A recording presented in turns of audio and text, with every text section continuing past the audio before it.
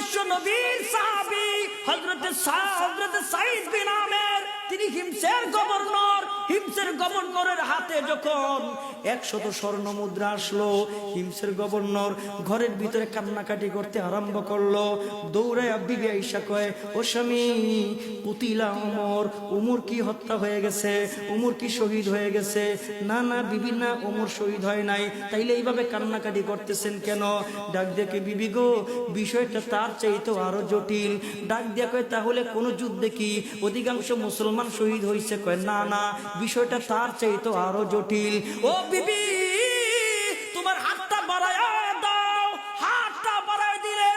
স্বামী হাতের মধ্যে হাত লাগায়া ডাক দেখো, বিবি গো, তুমি আমারে ওয়াদা দাও, এই বিপদ থেকে তুমি আমারে সহযোগিতা করবা। বিবি ডাক দেখো, স্বামী গো, তোমারে দুনিয়ার মানুষ চিনুক আর না চিনুক, আমি কিন্তু তোমারে চিনি। তুমি কত বড়